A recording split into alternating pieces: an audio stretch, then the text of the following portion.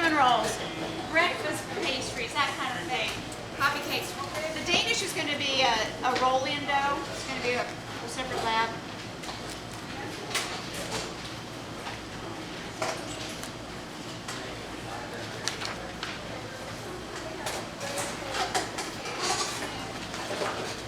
Okay, rich sweet dough. What does that mean? Rich sweet dough. What does that imply?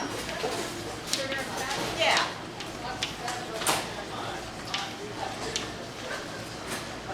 Okay, so you could have a rich dough with lots of butter that doesn't have a lot of sugar in it, like a brioche. Okay, what we're working with next time is going to be a rich sweet dough. Classically, cinnamon rolls, sticky buns, coffee cakes, that kind of thing we're going to make with it. So rich sweet dough, we have a high amount of sugar, and we have a high amount of fat. We'll be using butter. So what does that tell you right off the bat about the dough? A few things about the dough. Why is it going to take longer to rise? Yeah, okay, so if you look at your formula and you look at the percentage, you're at that point where the yeast does not like to be in that kind of environment.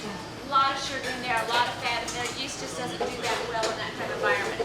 So you're looking at a longer ferment time. And what else does it tell you about this dough?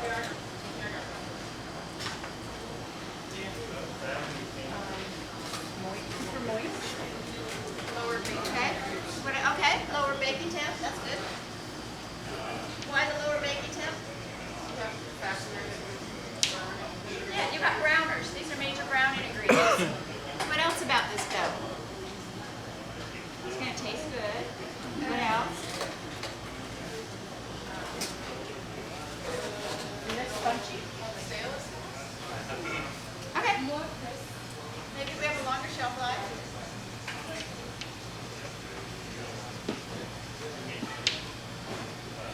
What else?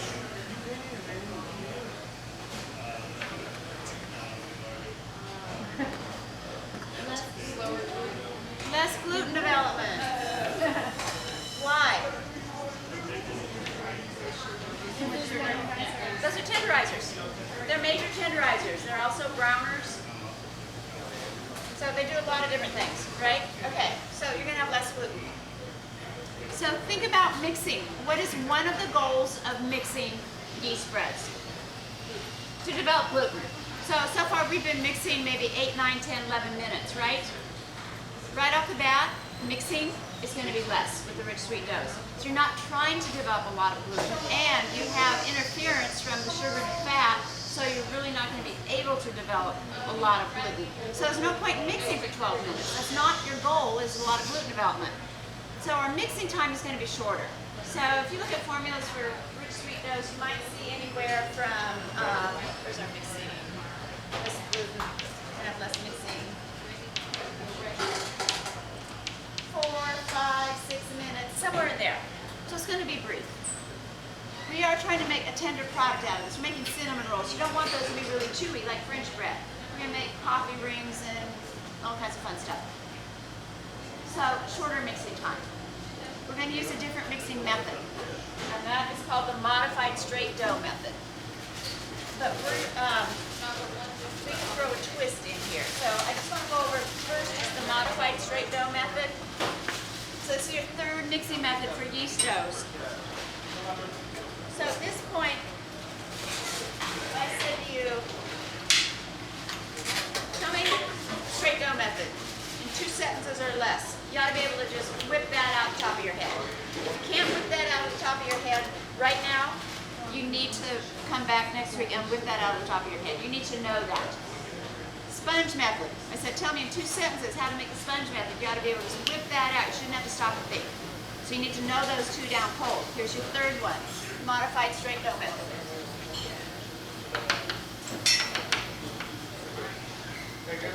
This is used for doughs that are high in fat and or sugar.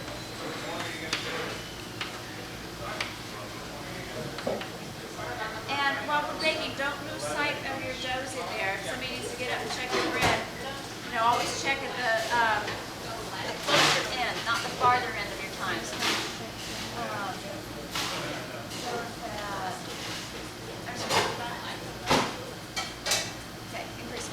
here's your method. First you're going to blend fat and the sugar. If you have non-fat dry milk in your formula, that's going to go here.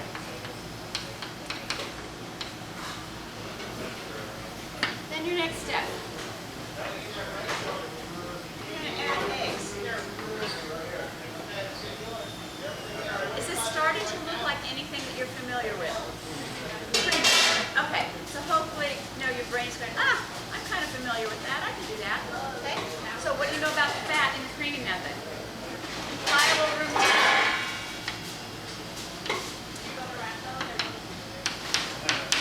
Pliable room temp on your fat. When you do your mise en place next time, on Monday, make sure your fat is at the right consistency before you call me over. Okay, so we're going to blend that. You are not creamy to light and fluffy. You are just blending. You're just blending right here. We are not trying to incorporate air into our dough. Second stage, add the eggs. So what do you know about eggs added to fat? What happens? Yeah, fat doesn't really like that. Fat goes, and then the eggs don't mix in very well. So to help those eggs mix in, what are you going to do with your eggs? If you're room temp, and if you add them gradually, in stages, they're more likely to reward you by mixing in the butter. Okay, so if you've got a gallon of eggs and they're cold and you throw them all in at once, you're going to have a sloshy mess. So gradually, stages, should be room temp-ish. Unless you're trying to recharge your dough, then you keep your eggs cold. Okay? So here's the deal with the non-fat dry milk. Non-fat dry milk absorbs a lot of liquid. So if you put your non-fat dry milk up here with fat and sugar rather than in the dry ingredients, that's going to help absorb your egg. So that's why it's going to go here. So what do we do next? What's our next step? It's suspiciously like the creaming method. Okay, you might have liquid, right? Do you need liquid in your breads? Yeah, so you probably have some liquid. Okay, so keep in mind, you're getting a lot of liquid from the eggs. So now you have liquid and then you have some dry. So at this point, we generally don't start adding liquid, dry, alternating. We generally don't do that. Okay, so we're going to, oftentimes you'll throw in your liquid next, and the whole mess is going to just kind of be sloshy looking, and then you throw in your dry.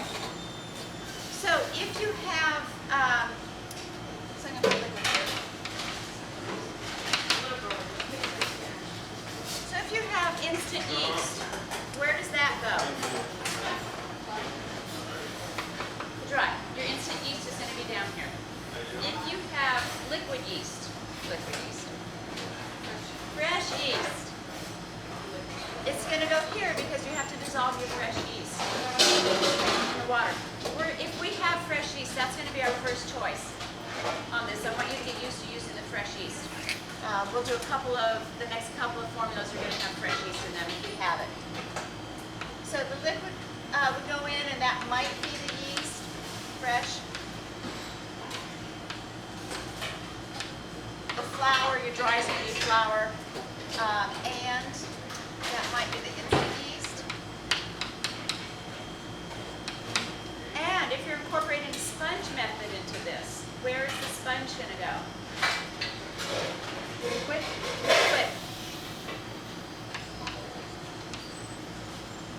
Part of your water is in here in the sponge method, part or sometimes all of your water. So that's liquid. So that's where that's going to go in. Oftentimes you start with the paddle because the dough doesn't do a great job of blending the fat and sugar. And then when you get down here to add in your dry, you're going to switch to the cloak.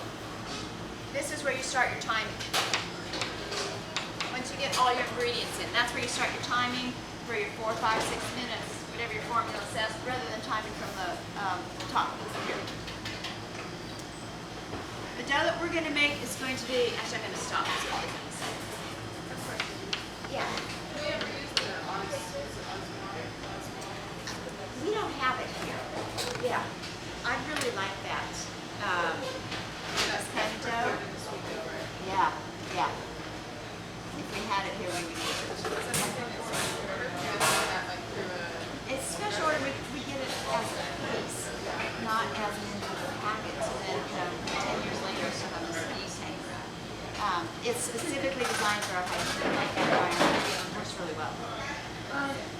For number 4, you said it start timing here. I didn't hear the rest of the time. Oh, this is where you start. You're going to change the hook and you're going to start timing here. So if your formula says, you know, develop your dough 5 minutes on medium heat, yada yada yada.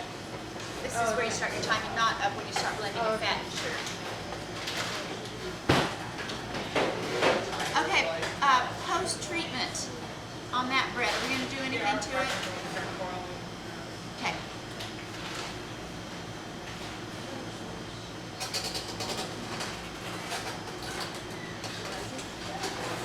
Oh, yeah, I don't want to forget about you guys.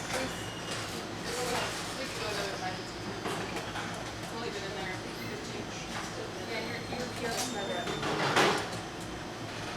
Hey, look.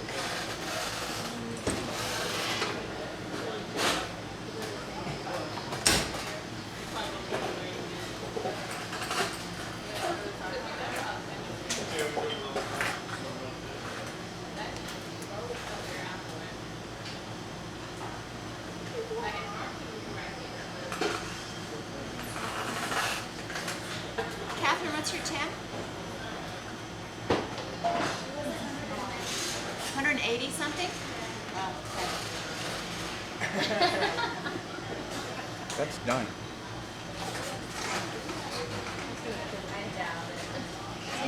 What's your oven temp? How much? 400. Okay. 205? Okay, you're good. Do you have decent color?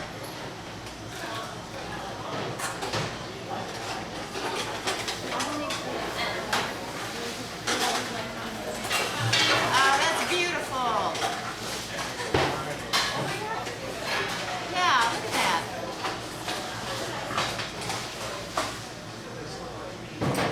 Sana, I have you lift it off the pan, put it on your cooling rack. That looks very nice.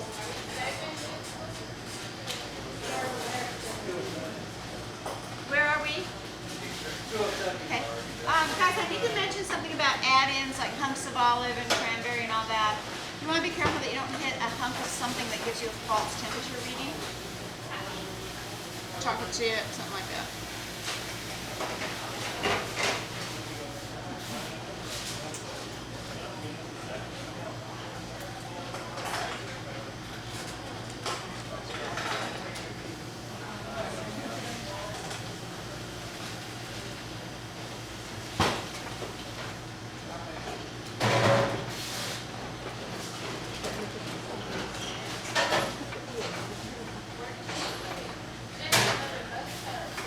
Olive bread looks nice.